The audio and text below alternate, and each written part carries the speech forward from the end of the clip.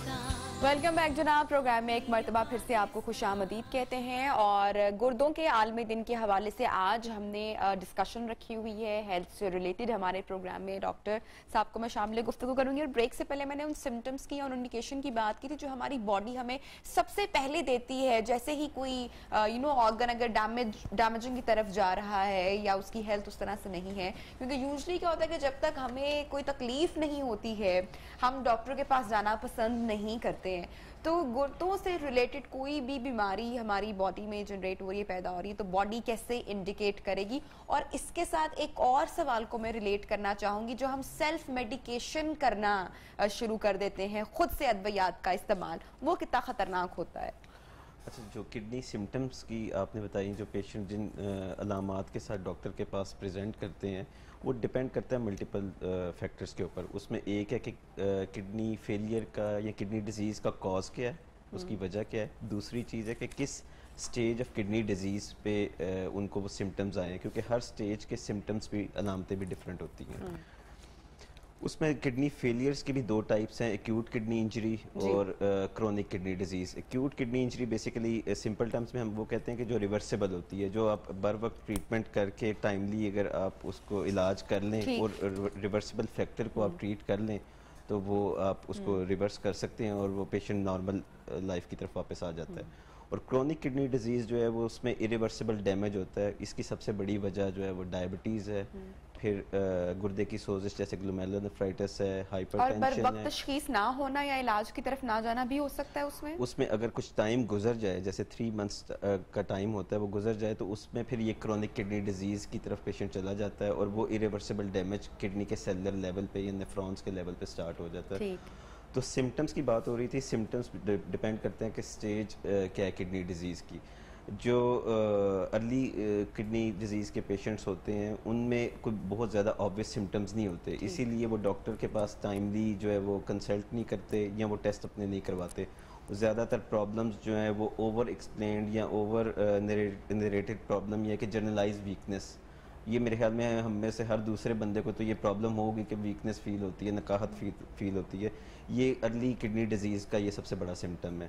काम में दिल ना लगना, loss of concentration in the work. फिर जैसे जैसे किडनी की डिजीज़ प्रोग्रेस करती है तो सिम्टम्स और ज़्यादा अपीयर होने शुरू हो जाते हैं और इनकी शिद्दत में भी इजाफा हो जाता है। जैसे जब किडनी की स्टेज 3 आ जाए, जब किडनी का फंक्शन जो है वो GFR लेस दैन 30 ml पर मिनट रह जाए, तो फिर जिस्म में सोजिश हो जाती है। अच्छा, सूजन का हो जाना, सांस फूलता है, यूरिन में झाग या सर्फ की तरह का बनता है, यूरिन की मिकदार में कमी होती है, रात को सोते में उठना पड़ता है यूरिन के लिए, और भूख कम हो जाती है, तेज़ाबियत और खट्टे डकार आते हैं, मतली वाली कैफियत होती है और बोझलपन सा महसूस होता है, सांस फूल रहा होता है। तो ये एडवांस स्टेजेस के। और जब किडनी का फंक्शन 15% से भी कम रह जाता है तो फिर और ज़्यादा सिम्टम्स आते हैं कि जैसे सांस बहुत ज़्यादा फूलता है, जिसके लिए आपको हॉस्पिटलाइज होना पड़ता है, या गनूदगी तारी होनी शुरू हो जाती है, या इवन के बेहोशी भी हो जाती है। तो बेसिकली किडनी की स्टेज के ऊपर डिपेंड करते हैं ये सिम्टम्स भी। और क्रोनिक किडनी डिजीज़ का सबसे लीडिंग काज डायबिटीज़ है, ब्लड प्रेशर है, ग्लोमेरुलोनेफ्राइटिस है। एक्यूट किडनी इंजरी की ब्रेक में डॉक्टर फरजीन से बात हो रही थी। इसका सबसे जो इम्पॉर्टेंट काज है वो डिहाइड्रेशन, वॉल्यूम डिप्लीशन है, कि जिस्म में पानी की कमी हो जाना। उसकी मल्टीपल कॉजेज है, जैसे डायरिया होता है, वॉमिटिंग की वजह से हो सकता है, या ब्लड लॉस किसी वजह से भी हो, या कोई हार्ट की कंडीशंस हो, या कोई इन्फेक्शन की वजह से एक्यूट किडनी इंजरी हो सकती है। आपने दवाइयों की बात की थी, ओवर द काउंटर मेडिसिन काफ़ी हमारे पाकिस्तान में, क्योंकि इतना टाइटली रेगुलेटेड सिस्टम नहीं है, लोगों को कोई इतनी प्रॉब्लम नहीं होती ओवर द काउंटर मेडिसिन लेने की, खासतौर पे पेन किलर्स ले रहे होते हैं और दूसरी प्रोडक्ट्स ले रहे होते हैं। फिर यहाँ पे आप देखते हैं कि यहाँ पे तो यहाँ पे ये रही ना बिहेवियर कि आपको सीजनल अगर बुखार, टेम्परेचर या गला खराब, फ्लू भी हुआ है तो हम खुद से ही एक बार हमसाये ने बता दिया कि भाई मुझे हुआ था 2 साल पहले, तो डॉक्टर ने दवाइयां लिख के दी थी तो हम भी उन दवाइयों पे लग। ये रवैया है ये हमारा, इस पर बड़े क्या कह सकते हैं, इस रवैये को चेंज करने की जरूरत है। कॉलर जनाब है मरियम ने हमें कॉल की है तो उनका सवाल शामिल कर लेते हैं। अस्सलाम वालेकुम मरियम। अस्सलाम वालेकुम नबीना। वालेकुम सलाम मरियम, क्या पूछेंगी? मेरा ये सवाल है कि मेरी नंबर को किडनी फेलियर का इशू है और डॉक्टर्स ने किडनी ट्रांसप्लांट रिकमेंड किया है, तो आप मुझे डॉक्टर से पूछ के बताइएगा कि कितने परसेंट श्योरिटी है कि ट्रांसप्लांट के बाद जो पेशेंट है वो रिकवर कर जाएंगे? चाहेंगे आप इसमें डॉक्टर? नहीं, उनका सवाल स्ट्रेट फॉरवर्ड है, वो पूछना चाह रही हैं कि इसका सक्सेस रेट कितना है। अच्छा। हाँ, तो वो सक्सेस रेट आजकल जितनी एडवांसमेंट हुई है उसमें बहुत ज़्यादा अच्छा सक्सेस रेट है पेशेंट्स के लिए। हम ऑलवेज जब भी किसी मरीज को बताते हैं गुर्दा तब्दीली करने के बाद या ट्रांसप्लांट के बाद, उसका सक्सेस रेट 2 हिस्सों में डिवाइड करते हैं, 1 year survival of the graft और 5 year survival of the graft. Graft कहते हैं उस गुर्दे को जो हम लगाते हैं। 1 साल में जो सक्सेस रेट आजकल है that is more than 92-93%। Means अगर पेशेंट प्रॉपर फॉलोअप के साथ, प्रॉपर मेडिकेशन के साथ हमारे पास आता है तो 1 साल में, 1 साल तक का जो लाइफ है उस गुर्दे का मोर देन 93% है। और 5 ईयर सर्वाइवल में चूंकि टाइम ज्यादा होता है तो पेशेंट समटाइम्स नेग्लेक्ट भी करते हैं। इसका भी सक्सेस रेट मोर देन 85% है, जो कि बहुत अच्छा रेट है। इसीलिए पेशेंट जो ट्रांसप्लांट करवाते हैं हम उनको कम से कम एटलीस्ट ये जरूर गाइड करते हैं कि आप प्रॉपर रेगुलर फॉलोअप में रहेंगे। और दूसरा साथ में ये एक बाहर की चीज होती है जो एक दूसरे बंदे के अंदर जाती है, तो इम्यूनो सप्रेशन उसको कहते हैं। कुव्वत मुदाफियत को कुछ कम करना होता है तो मेडिकेशंस लाइफ लॉन्ग इस्तेमाल करनी पड़ती है। मैं डॉक्टर आसफ की बात को आगे बढ़ाते हुए इनको बताऊंगा कि सक्सेस रेट इस पे भी डिटरमिन करता है कि आपका जो पेशेंट और डोनर की आपस में टिश्यू टाइपिंग कितनी अच्छी है। जितनी ज़्यादा अच्छी टिश्यू टाइपिंग होगी उतना ग्राफ्ट सर्वाइवल भी बेहतर होगा, जो किडनी ज़्यादा देर तक सर्वाइव रहेगी। और उसके बाद जब इस तरह की आप इम्यूनोसप्रेसेंट्स जो क़ुव्वत मुदाफ़ियत कम करने वाली दवाई इस्तेमाल करेंगे, बाकायदगी से इस्तेमाल करेंगे, और किसी भी इन्फेक्शन से, पाकिस्तान में जो ग्राफ्ट फेलियर का सबसे बड़ी वजह है वो इन्फेक्शन है, उसके बाद रिजेक्शन है। तो अगर आप अपने आप को इन्फेक्शन से बचा के रखेंगे तो किडनी का जो ग्राफ्ट है, जो पेशेंट को किडनी डोनेट हुआ है, वो ज़्यादा लंबा अरसा ठीक है। इन दोनों की बात के बाद सिर्फ एक बात पाकिस्तान के हवाले से गुर्दे की तब्दीली में ये बड़ी अहम है और ज़रूरी समझता हूँ। असल में सर्जरी और दवाइयों का जो रेट ऑफ सक्सेस है वो आपको बता दिया गया है। लेकिन नबीहा, सबसे बड़ा प्रॉब्लम पाकिस्तान में ट्रांसप्लांट के पेशेंट्स में एक ही है कि उन लोगों का ट्रांसप्लांट के बाद जिंदगी गुजारने का रवैया। अगर वो एहतियाती तदाबीर पे अमल नहीं करेंगे और इन्फेक्शन बहुत जल्दी, चूंकि क़ुव्वत मुदाफ़ियत ब्लॉक की हुई है, ले लेंगे तो ये सारे का सारा काम खराब हो जाता है। बहुत दफ़ा देखा गया है, समझा के भेजा जाता है कि उन्होंने मास्क पहन के रखना है, लोगों से मेल जोल में कैसे इज्तनाब करना है, लेकिन बदकिस्मती से ये अपनी प्रैक्टिकल प्रैक्टिस की बात कर रहा हूँ कि पेशेंट जैसे ही घर जाके, तो हमारे ना एक बिल्कुल एक बिहेवियर है कि एक बंदे का पता चला है कि गुर्दे की तब्दीली हुई है, उसका 100 बंदा उसको मिलने के लिए आ जाता है। क्रॉस इन्फेक्शन बहुत ज्यादा है पाकिस्तान में। गुर्दे की तब्दीली के जो प्रॉब्लम, कॉम्प्लिकेशन, सबसे बड़ी वजह इन्फेक्शन है। तो जब तक आप इस पे अच्छे तरीके से रवैया रख लेंगे तो सक्सेस रेट बहुत अच्छा है। ठीक है डॉक्टर फरजीन साहिबा, जो लोग शुगर पेशेंट हैं, जो लोग ब्लड प्रेशर के पेशेंट हैं और गुर्दे की डिजीज में मुब्तला हो रहे हैं, मैं चाहूंगी बड़ा क्लियरली अगर हम उनको ऐसा डाइट पैटर्न बता दें, कोई ऐसे फ्रूट्स अगर आप उनको और बता दें और कुछ ऐसी चीजें जो उनको हरगिज इस्तेमाल नहीं करनी है, तो ये बड़ा जबरदस्त हो जाएगा। देखिए, जो डायबिटीज और ब्लड प्रेशर के मरीज हैं, सबसे पहली बेसलाइन जो मेरी राय है वो ये है कि अपनी इन चीज़ों को कंट्रोल में रखें। ठीक है, ब्लड प्रेशर भी कंट्रोल में होना चाहिए जैसे भी डॉक्टर साहब ने कहा, और शुगर लेवल्स भी आपके हाई नहीं होने चाहिए, पहली बात।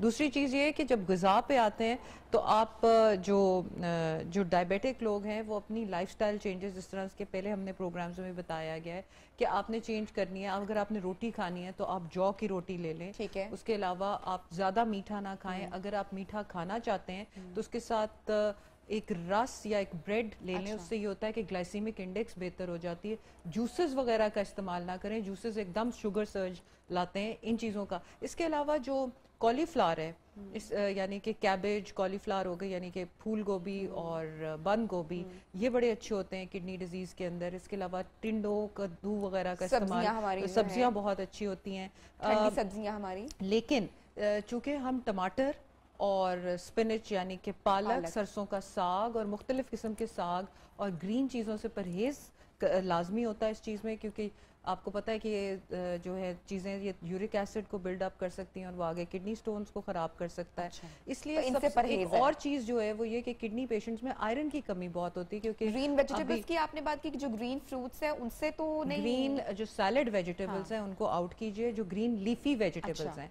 उनको आउट कीजिए, ठीक ठीक है। है, वो नहीं करनी आपने। ठीक है। और टमाटर नहीं करना आपने, ओके। ठीक है। तो ये लाजमी है कि आप ये चीज़ें ना करें। इसके अलावा फ्रूट्स में Apple is the safest fruit जो कि देते हैं। बनाना, केले नहीं खाने क्योंकि केले आर हाई इन पोटेशियम। ये खजूरों का इस्तेमाल, अभी रोजे आएंगे हाँ जी। तो खजूरें बहुत लोग वाफरी इस्तेमाल मुफीद करते है। हैं। किडनी पेशेंट्स आर नॉट नहीं ले सकते। ठीक है, जो कॉलर है साइमा ने कॉल की। अस्सलाम वालेकुम साइमा, क्या पूछेंगे? जी अस्सलाम वालेकुम। वालेकुम सलाम। मुझे 2 सवाल आपसे करना है। एक तो मुझे चाहिए इन्फॉर्मेशन कि मेरे बेटे जब सुबह उठते हैं तो उनकी कमर में शदीद दर्द होता है, ठीक है, और इनके बारे में कि क्या मुझे टेस्ट करवाने होंगे, क्या रीजंस हैं, ये जानना है। ठीक है। और सेकंड ये कि मैं खुद, मेरा डायलिसिस हुआ था 2017 में ना, तो डायलिसिस वगैरह की वजह से। जी हेलो, कॉल ड्रॉप हो चुकी है। दूसरा सवाल मुकम्मल इनका मेरे ख्याल से नहीं हुआ था। उसमें उन्होंने डायरिया के रिलेटेड उन्होंने डायलिसिस का बयान किया है। बस मेरे ख्याल में कि आगे जो है उनकी ना, यही बात थी कि एक्यूट किडनी इंजरी हुई थी। हाँ, वो जिस तरह डॉक्टर फरजीन पूछ रही थी तो ये एक चीज़ सामने आ गई है।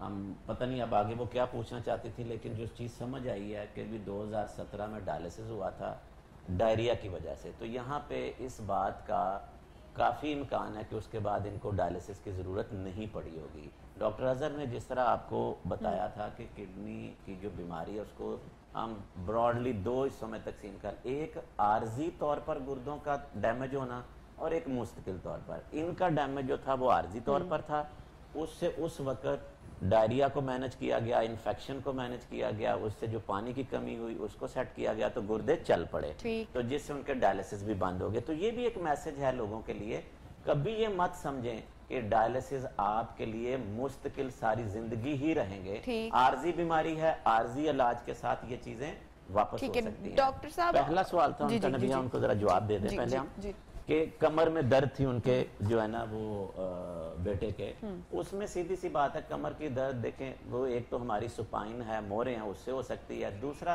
क्योंकि गुर्दे जो हैं ये दोनों तरफ कमर की पिछली तरफ साइडों पे पड़े होते हैं, तो मुमकिन है कि गुर्दे की इन्फेक्शन भी हो जाए, गुर्दे में पथरी भी आ जाए, तो उसकी वजह से भी ये कमर की तकलीफ हो सकती है। उसके मुतलका उनको पेशाब के टेस्ट, अल्ट्रासाउंड करा के देख लेना चाहिए।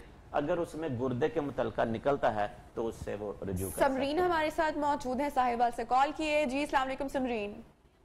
वालेकुम अस्सलाम जी, बहुत शुक्रिया आपका, अल्लाह ताला आपको गुज़ार दे, इतना अच्छा काम कर रहे हैं। तो ये जो मैंने पूछना था कि मेरा बेटा 15 से 16 साल की एज है उसकी, और उसके एक किडनी में 2 स्टोन्स हैं, एक 6 mm और एक 8 mm। तो उसका जी उन्होंने डॉक्टर ने सजेस्ट किया, तो मैं अब फर्दर उसका पूछना चाह रही हूँ कि हम लोग इसको नेफ्रोलॉजिस्ट या यूरोलॉजिस्ट किसको दिखाएं, या क्या इसका इलाज हो सकता है आगे फर्दर जो है। कुछ पूछना है आपने जी समरीन से? समरीन, आपकी आवाज़ बीच में डिस्टार्ट हो रही थी, ये बताएं कि डॉक्टर्स ने आपको क्या एडवाइस किया? और वो उन्होंने अभी तक तो जो है वो मेडिसिन ही दी थी कि आप 15 से 20 दिन के दरमियान ये मेडिसिन लें, और उनका इस दौरान जो है। अच्छा ठीक है, मैं आपका इसका आंसर जवाब बता देता हूँ। बेसिकली जो स्टोन्स आपने बताए ये बहुत स्मॉल टाइनी स्टोन्स हम कहते हैं, 6 mm और 8 mm। इसके साथ एसोसिएटेड या उसके साथ मुंसलिक गुर्दे पे कोई रुकावट तो नहीं है, ये भी हमें देखना होता है। जब हम कभी किसी अल्ट्रासाउंड पे ये रिपोर्ट आती है तो फिर इसको कंफर्म करने के लिए हम मजीद टेस्ट कराते हैं जो इंडोर्स करेंगे या जो कंफर्म करते हैं जो आपकी अल्ट्रासाउंड की रिपोर्ट है। उसमें आजकल हम सीटी का एडवाइस कर देते हैं, सीटी स्कैन प्लेन गुर्दों के लिए, उसको सीटी केयूबी प्लेन भी कहते हैं। उसमें हमें एक तो कंफर्म हो जाता है एक्चुअल साइज ऑफ स्टोन जो अल्ट्रासाउंड पे थी वही है या कुछ मुख्तलिफ है, एक बात ये होगी। दूसरा कि ये छोटे से स्टोन है, ये दवाइयों के साथ भी ट्रीट हो सकते हैं, या समटाइम्स इन पेशेंट्स को हम लिथोट्रिप्सी भी एडवाइस कर सकते हैं। लिथोट्रिप्सी को आम जबान में शुआएं भी कहते हैं, जिसमें मरीज को हम बेहोश नहीं करते। आप आते हैं, एक काउच पे लेटते हैं, आप जाग रहे होते हैं और शुआएं लगवा के वापस घर जा सकते हैं। लेकिन ये सारी अलामात या ये सारी बातें तब हमें पता चलती हैं जब एक दफ़ा हम कंफर्म डायग्नोसिस कर लें। आपकी बेटे की एज भी 15 से 16 साल है, तो he can be manage properly इंशाल्लाह। ठीक है जनाब, ब्रेक पे जा रहे हैं। इसके साथ ही जब ब्रेक से वापस आएंगे तो आपके ही चंद सवाल जो कि हमें मौसूल हुए हैं उनका जवाब हम जानेंगे। तो स्टे विद अस, ब्रेक पे जा रहे हैं। बैक जनाब प्रोग्राम में आपको खुशामदीद कहते हैं और अब कुछ कॉमन क्वेश्चंस हम जानेंगे। चूंकि गुर्दों का आलमी दिन आज मनाया जा रहा है तो बहुत सारे ऐसे सवाल हैं जो हमें ब्रेक में भी मौसूल हो रहे थे, सोशल मीडिया पर भी हमें मौसूल हो रहे थे। तो डॉक्टर अली सकलैन से इनका जवाब जानते हैं। जी डॉक्टर साहब। जी थैंक यू नबीहा। हम शुरू कर लेते हैं कि पहला सवाल आया है जी, क्या डायलिसिस के बाद दोबारा से गुर्दे काम करना शुरू कर देते हैं? हाँ, ये अच्छा किया है। ये नाज़रीन को सवाल भी साथ दिखा बिल्कुल ठीक है। अच्छा, इसका वैसे हम अपनी डिस्कशन में मैं जवाब दे चुका था। देखें, गुर्दे की बीमारी को हम दो हिस्सों में तकसीम करते हैं। अगर तो आर्जी तौर पर ये डैमेज हुए हैं, आर्जी का मतलब ये है कि कोई इन्फेक्शन हो गया, दवाइयों की वजह से हो गए हैं, कोई डायरिया लगा, पानी की कमी होगी, तो इनके इलाज के दरमियान अगर डायलिसिस की ज़रूरत पड़ी है तो जैसे ही गुर्दे और ये आपके जो मसला जिसने गुर्दे को ख़राब किया था वो ठीक हो गया तो ये वापस हो जाएगा। लेकिन अगर ये मामला आपका पुराना चलता आ रहा है, जिस तरह आज के प्रोग्राम में मुख्तलिफ डॉक्टर्स ने वजूहात बताई कि किसी के शुगर की वजह से डैमेज है, ब्लड प्रेशर की वजह से डैमेज है, पथरियों की वजह से डैमेज है, दवाइयों का गैर ज़रूरी इस्तेमाल, ख़ास तौर पर पेन किलर जब हम लंबा अरसा इस्तेमाल करते रहते हैं तो गुर्दे उनसे डैमेज हो जाते हैं। तो ऐसी सूरत हाल में डायलिसिस का सहारा मुस्तकिल लेना ठीक है। मेरे गुर्दे फेल हो चुके हैं और मुझे डायलिसिस पर मुंतकिल किया जा रहा है, क्या डायलिसिस से अफाका मुमकिन है? क्या मेरी सेहत की बहाली हो जाएगी? जी, ये सवाल जो है ना ये बड़ा अच्छा है। और जिस तरह हम अपने सेगमेंट में बात कर रहे थे कि डायलिसिस का नबीहा बड़ा खौफ है लोगों में, और लोगों को जब nephrologist kidney specialist dialysis advice करता है तो आगे से डिनायल आ जाता है। वो कहते हैं जी नहीं डायलिसिस नहीं कराना, बाकी तुसी होर सानू गल दसो। आज इस प्रोग्राम के हवाले से सिर्फ मैं इतना बताना चाहूँ, देखें डायलिसिस जो है ना आपकी क्वालिटी ऑफ लाइफ को बेहतर रखने का जरिया है। अच्छा, इसको आम फहम में हम गुर्दे वॉश कहते हैं। लोग यहाँ से डर जाते हैं जी कि गुर्दे वॉश कोई ऑपरेशन है, कोई ये सफाई धुलाई का निज़ाम है। नहीं, ये खून की सफाई है जो फाजिल मादे आपके जिस्म में जमा होके आपको उल्टियाँ, सांस फूलना, आपको वो गनूदगी तारी कर देते हैं। जब डायलिसिस आप कराते हैं तो आपकी क्वालिटी ऑफ लाइफ बेहतर हो जाती है। मैं आपको मशवरा दूंगा कि आप डायलिसिस को कभी इनकार मत करें, ये आपकी जिंदगी को बेहतर डॉक्टर साहब इसके साथ लोग एक सवाल ये भी पूछते हैं कि डायलिसिस क्या बहुत तकलीफ दे मरहला है या अमल है, जरा इस बारे में भी उनका ये आपने बहुत अच्छा सवाल किया है। डायलिसिस बिल्कुल तकलीफ दे अमल नहीं है। अगर आप डायलिसिस सेंटर में जाके विजिट करें, पेशेंट मशीनों पे लेटे हुए हैं, कोई टीवी देख रहा है, कोई अखबार पढ़ रहा है, आपस में बातचीत कर रहे हैं, अगर ये दर्द वाला अमल होता तो डायलिसिस तो चीखों पुकार वाला सेंटर होता। लेकिन आप देखें तो ऐसा नहीं है, इसलिए इससे घबराने की बात नहीं और कोई ये पेनफुल प्रोसीजर नहीं है। मैं शुगर का मरीज हूँ और शुगर का असर मेरे गुर्दों पर हो रहा है, इसका बरवक्त क्या इलाज हो सकता है? जी, ये बहुत अच्छा सवाल है इस नजरिए के हवाले से कि जो आज के वर्ल्ड किडनी डे के हवाले से जो पैगाम है ना कि prevention is better than cure. अब ये स्टेज है कि अगर वो उनको पता चल गया है कि वो डायबिटिक हैं, ठीक, यहाँ पे अपनी जिंदगी को और गुर्दों के हवाले से वो अपनी टेस्ट वेस्ट कराकर बर वक्त वो चीजें चेक करते रहे, तो मतलब ये है कि वो जो गुर्दे की बीमारी उस स्टेज पे चली जाए कि जहाँ पे डायलिसिस की जरूरत है वो नौबत ना आए। की पॉइंट क्या होगा, आप अपनी शुगर को अच्छा कंट्रोल रखें। साल में एक दफा यूरिन कंप्लीट का टेस्ट है जिसमें प्रोटीन चेक होती है, क्रेटिनिन का टेस्ट है जो कि गुर्दों के फंक्शन का टेस्ट है, और एक अल्ट्रासाउंड। ये करा के आप अपने मुआलिज से राब्ते में रहें। और मैं समझता हूं कि अगर आपका शुगर कंट्रोल है तो आप गुर्दे की बीमारी को कंट्रोल रख सकते हैं। ठीक है। पथरी के मरीजों को खाने में क्या एहतियात बरतनी चाहिए? जी, ये बड़ा अच्छा आपको इस सेगमेंट में समझाया था डॉक्टर फजीन ने।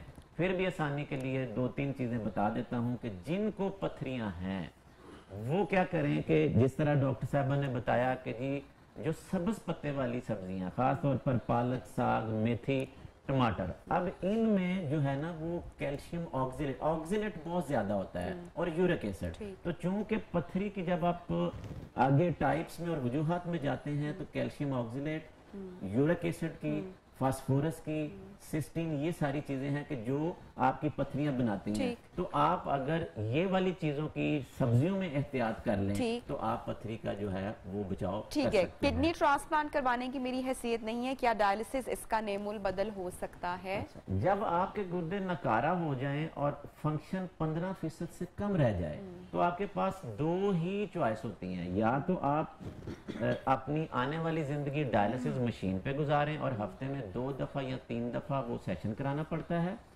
और ऐसे मरीज खास तौर पर जो यंग एज, मिडिल एज या अच्छी सेहत में हैं, तो जो हमारा पैनल भी बैठा है सब ने बातों में भी ये बात की है, तो हम उनको रिकमेंड करते हैं कि गुर्दे की तब्दीली करा लें, क्योंकि गुर्दे की तब्दीली का फायदा उनको ये होगा कि क्वालिटी ऑफ लाइफ जो है वो डायलिसिस से जरा बेहतर होती है। सिर्फ दवाइयां उन्होंने इस्तेमाल करनी है। तो जो लोगों के जहन में एक ये खौफ है ना कि जी हमारी जिंदगी तो अब एक मशीन के साथ हो गई है, तो वो उससे निकल सकते हैं। और पाकिस्तान में जो हमारे जितने माहिरीन और एक्सपर्ट बैठे हैं, जो ट्रांसप्लांट का सक्सेस रेट बहुत अच्छा है। इसलिए दोनों चॉइस आपके पास। ठीक है। और क्या ये महंगा भी है या अफोर्डेबल? हाँ, ये चीज एक बात आपको वाज़ेह बताऊं, ये बड़ा कॉमन सवाल है। अच्छा। कभी हम टेस्ट की बात करते हैं तो आ जाती है, और मैं अक्सर आपके प्रोग्रामों में किस तरह बात करता हूँ। देखिए ना भैया, दो चीजें हैं, आपके पास पब्लिक सेक्टर मौजूद है और आपके पास प्राइवेट सेक्टर मौजूद है। सब कुछ गवर्नमेंट के अस्पतालों में मौजूद है और फ्री होता है। फ्री होते हैं तो आप वहां पर जा सकते हैं। जा सकते हैं। लेकिन अब एक बंदा कहता है जी कि नहीं, मैं वहां पे जाके नहीं ये लाइन में लग सकता, या फलां है, या मैं अफोर्ड कर सकता हूँ। तो दोनों पैरेलल सिस्टम पाकिस्तान डॉक्टर साहब ब्रेक पे जा रहे हैं तो टाइम कम होगा, क्विकली जरा बाकी हम करेंगे खत्म। मेरे गुर्दे की पथरी का हजम बढ़ चुका है और इसका फौरी इलाज कैसे मुमकिन है? इसका डॉक्टर आसिफ ने गुर्दे की पथरी के बारे में बहुत अच्छा आपको बताया है। देखें, अगर तो पथरी बढ़ के गुर्दे को ब्लॉक कर रही है और उसकी जगह ऐसी है कि जहां पे शुआओं से वो टूट नहीं सकती, तो डेफिनेटली यूरोलॉजिस्ट से उसकी इंटरवेंशन होगी। ठीक है। तो उसको उसके मुताबिक। पाकिस्तान में किडनी ट्रांसप्लांट कितना कामयाब है? मेरे ख्याल से हमें ये भी जवाब मिल गया है। 80% से ज्यादा कामयाबी है, और जिनको उसकी जरूरत है जरूर कराना। ठीक है। पथरी की वजह से मेरे गुर्दों में तकलीफ रहती है, इसका कोई हल? अच्छा, पथरी की वजह से दर्द में 2-3 चीजें हैं। जब भी पथरी आपके गुर्दों में हरकत करके वो पेशाब की नाली की तरफ आती है तो दर्द होती है। ठीक है। जब भी पथरी आपके गुर्दों में पड़ी हुई है या मसाने में उससे इन्फेक्शन हो जाए तो दर्द होती है। ठीक है। तो अगर इन्फेक्शन है तो इन्फेक्शन को ट्रीट करें। ठीक है। अगर उसने गुर्दे को ब्लॉक किया हुआ है तो उसकी इंटरवेंशन करा के गुर्दा खुलवाएं तो ये मामला ठीक है। ग़िज़ा से परहेज जो पथरी के मर्ज में, मेरे ख्याल से डॉक्टर फरजीन और आपने इस पे हमने डिटेल में बात कर दी। सारे सवालात हमारे इनके जवाबात मुकम्मल हो चुके हैं, तो हम वापस आते हैं अपनी जगह पर। और डॉक्टर आसिफ से हम जरा, चूंकि गुर्दे की पथरी एक बहुत ही कॉमन मसला है हमारे यहाँ, और इसमें कोई एज ग्रुप भी मैटर नहीं करता है, लाइफस्टाइल डॉक्टर साहब इस पे ज्यादा मैटर करता है? जी ऑब्वियसली, जैसे मैंने पहले बताया था कि बनती क्यों है, तो उस पर भी हम डिस्कस कर चुके थे। और अक्सर मरीज ये भी सवाल पूछते हैं कि पानी कितना पीना चाहिए। मैं पहले भी बता रहा था, जैसे मैडम डॉक्टर फरजीन ने भी बताया कि 8 से 10 गिलास, ये जरा वेरी करता है बिटवीन सीजन टू सीजन। 8 से 10 गिलास सर्दियों में शायद मुश्किल लगता है इतना पीना, तो हम पेशेंट्स को ये भी एडवाइस करते हैं आप इतना पानी पिए कि आपको 1.5 से 2 लीटर यूरिन आ जाए, पेशाब आ जाए। वो मेजर करना जरा डिफिकल्ट नहीं है, इतना अंदाजा हो जाता है। डॉक्टर साहब एक सवाल यहाँ पे मैं पूछना चाहूंगी, क्योंकि बहुत सारे लोगों से आई एम श्योर आपका भी जब इंटरेक्शन होता है, यूजुअली जब किडनी स्टोन्स होते हैं तो हमारे यहाँ हिकमत में उसकी बहुत सारी अद्वियात का जिक्र आता है, या लोग ज्यादा प्रेफर करते हैं कि हाय डॉक्टर के पास न जाना पड़े, किसी हकीम से हम पूछ के तो इसका फौरी इलाज कर लेते हैं। एक तो पानी बहुत पियो और हकीम से पुड़ी ले आओ और गुर्दे की जो पथरी है वो खत्म हो जाएगी। ये कितना नुकसानदेह होता है कि जो हम खुद से इलाज कर लेते हैं और हिकमत की तरफ चले जाते हैं? ये एक डिलेमा कह लें हमारी, उसका हम अक्सर ज़रा टफ है। अब हम अपने खाने पीने पे ज़्यादा खर्च कर सकते हैं, पहनने पे ज़्यादा खर्च कर सकते हैं। जब मेडिसिन अपनी हेल्थ की बारी आती है तो उस पर ज़्यादा खर्च करने वाली नेशन हम नहीं है, जो कि आइडियली होना इसी तरह चाहिए। अब डिपेंड करता है कि पत्थर कहाँ पे है, उसका साइज क्या है, उसकी कंपोजिशन या किस चीज़ से बना हुआ है। जो ट्रीटमेंट है स्टोन का वो इस पे डिपेंड करता है कि गुर्दे के अंदर है, गुर्दे की नाली में, मसाने में है, उसका साइज कितना बड़ा था, तो फिर अकॉर्डिंगली हम एडवाइस करते हैं। अगर ये गुर्दे की नाली में, आजकल तो इतनी इंटरवेंशंस इजी हो गई हैं जिसमें हम पेशेंट को कोई इंसिशन या कट नहीं लगाते, कोई चीरा नहीं होता, कोई टांका नहीं लगता, तो आम जबान में लेजर वाला ऑपरेशन होता है, कैमरे वाला ऑपरेशन होता है, जिसमें मरीज with in 24 to 48 hours discharge होकर घर चला जाता है। ठीक है, जब गुर्दे की पथरी का मसला किसी भी पेशेंट को दरपेश आता है तो कितना ये डैमेजिंग होता है पेशाब की नालियों के लिए, कितना तकलीफ दे मरहला भी होता है? ऑब्वियसली अगर आप किसी भी चीज का नॉर्मल फ्लो बंद कर दे तो that will be back pressure होता है, जो बैक आम मरीज को समझाने के लिए ये भी हम मिसाल देते हैं, अगर आप मोटर चला के मोटर का आगे से पाइप आप बंद कर दें तो there will be back pressure, जो पूरा प्रेशर होगा उस मोटर पे होगा, तो वो जो प्रेशर इतना किडनी पे आता है तो वो पेनफुल होता है और वो डैमेजिंग भी होता है। तो हम यही कहते हैं कि आपका सवाल ये भी था कि किसी फला ने कुछ खाया था तो वो ठीक हो गया था। ऑब्वियसली हमारे पास ऐसी मेडिसिन है कि अगर छोटा सा स्टोन है तो वो दवाइयों के साथ बिल्कुल निकल जाता है, स्पॉन्टेनियस बगैर दवाइयों के साथ भी निकल सकता है। और पानी का ज्यादा इस्तेमाल उस वक्त हम अब रिस्ट्रिक्ट करते हैं अगर गुर्दे में ब्लॉकेज है, तो हम ये कहते हैं कि आप पानी एतदाल के साथ इस्तेमाल करें या जितनी प्यास लगती है उतना इस्तेमाल करें। ठीक है डॉक्टर फरजीन, जब हमने बात की ताई डॉक्टर की और हमने हकीम की बात की तो बहुत सारे लोग एक तो पानी का इस्तेमाल वाफर करना, क्योंकि वो दो चार चीजें तो हम उसमें एक्सपर्ट है और हम खुद भी उसमें डॉक्टर हैं तो वो हम कर रहे होते हैं, लेकिन जब किडनी स्टोन की बात आती है तो बहुत सारे लोग अगर साइज छोटा है तो वो डॉक्टर के पास नहीं जाते हैं और पूड़ियाँ खा लेते हैं, जैसे कि हमने अभी पूछा, और पानी का इस्तेमाल ज्यादा होता है। तो कोई ऐसा फूड या खाना या फल जो कि किडनी स्टोन अगर साइज छोटा है तो होने की सूरत में जो लोग देख रहे हैं, अब वैसे तो आप डॉक्टर के पास ही जाएं, लेकिन फिर भी डॉक्टर फरजीन आपकी डाइट के हवाले से कुछ अगर शेयर करें इसमें। देखिए जी, I can't really put the finger on it कि ये चीज जो है ये जाके ये खाना आपकी किडनी की पथरी को दूर कर देगा। हम चाय छोड़ देते हैं, एक मैं बता रही हूँ जो मेजर चीज होती है वो ये होता है कि पानी का बहुत ज्यादा इस्तेमाल बताते हैं डॉक्टर्स आपको, ताकि एक किस्म की फ्लशिंग हो जाए आपकी किडनी की। उन दिनों में आपने नमक छोड़ देना होता है ताकि वाटर जो है वो रिटेन ना हो, बल्कि वाटर जो है आपकी किडनी को फ्लश आउट कर दे। इसके अलावा भी मैं और डॉक्टर साहब जो बात बता रहे थे क्रैनबेरी और डी मैनोज की, वो that is also very good. Berries वगैरह का इस्तेमाल ज्यादा करें, विटामिन सी लेडन, लेकिन ये या तो खुद ही naturally it will go away या फिर then you will have to go to the doctor and get it checked. ऐसी कोई डाइट कोई पुड़ियां ना खाएं। हाँ, पुड़ियां मत खाया करें, जाके किडनी फेलियर कर देती हैं। मोहल्ले वाली आंटियां आपको लाकर दे देती हैं कि हम ठीक हो गए थे इससे। कई दफा गलत जगहों पे अताई डॉक्टरों के पास जब लोग जाते हैं तो वो हैवी मेटल दे देते हैं, जिसकी वजह से किडनीज फेल हो जाती हैं। तावीज भी पहन लेते हैं कुछ ठीक होने के लिए, ये भी कुछ नहीं कह सकती, बहुत सारी चीजें। तो डॉक्टर की बात सुन लिया करें प्लीज। नबीहा मैं थोड़ा सा ऐड करूंगा, ये बड़ा अच्छा एक्सप्लेन किया है, लेकिन एक चीज़ बड़ी अहम है क्योंकि पानी के हवाले से बात हो रही है और ख़ास तौर पर किडनी स्टोन में, तो डॉक्टर आसिफ बैठे हैं। मैं नाजरीन को सिर्फ एक छोटी सी बात ये बता दूं ताकि ये चीज़ पॉइंट क्लियर हो जाना चाहिए। अगर आपका गुर्दा पथरी की वजह से ब्लॉक हो चुका है, उससे बैक प्रेशर जिस तरह अभी डॉक्टर आसिफ ने बनाया वो बढ़ रहा है, ऐसी सिचुएशन में आपको पानी की मिकदार को कम रखना होगा। आप पीते जाएंगे, यूरिन ज्यादा बनता जाएगा, प्रेशर बैक बढ़ता जाएगा। तो ये बड़ा अहम है। मैं इसलिए चाह रहा हूँ कि आज प्रोग्राम के हवाले से, हाँ, जिनकी ब्लॉकेज नहीं है वो रिस्क ग्रुप में है, उनकी पथरियां मौजूद हैं गुर्दे के अंदर, वो पानी 8 गिलास तक रखें। लेकिन अगर आपकी पथरी ने पेशाब की नाली में आके गुर्दा ब्लॉक कर दिया है तो आपको पानी की मिकदार को कम करना पड़ेगा। ठीक है डॉक्टर नासिर, कौन से टेस्ट हम करवा सकते हैं बर वक्त इसकी तशखीस के लिए, अगर पेन हो या हमें सिम्टम्स पता चले तो कौन कौन से टेस्ट आपको रेगुलर भी करवाने चाहिए जो लोग देख रहे हैं, अगर आप उनकी गाइडेंस के लिए बताएं। हाँ, टेस्ट जो एज ग्रुप पे डिपेंड करता है। 40 इयर्स के बाद तो अब रूटीन में रीनल फंक्शन टेस्ट और CBC और यूरिन कंप्लीट और अल्ट्रासाउंड तो आपको 1 साल में एक बार तो करवा लेना चाहिए। उसके बाद अगर किडनी की स्टोन की वजह से दर्द के साथ कोई आता है तो उसमें अल्ट्रासाउंड बहुत ज़रूरी होता है, और जैसे डॉक्टर आसिफ ने बताया था कि CT स्कैन स्टोन प्रोटोकॉल से करवा सकते हैं, यूरिन कंप्लीट करवा सकते हैं। तो ये मल्टीपल टेस्ट हैं। फिर अगर किडनी की डिजीज़ एडवांस स्टेज पे चली जाए तो फिर मल्टीपल और टेस्ट, हेपेटाइटिस B, C और बाकी चीज़ें भी करवाई जा सकती हैं। ठीक है डॉक्टर फरजीन, जब हम रिसर्च कर रहे हैं, देख रहे हैं बहुत सारी चीज़ें खानों से रिलेटेड, तो अदरक का इस्तेमाल और जो जैतून का इस्तेमाल है वो जो है क्या बहुत मुफीद है?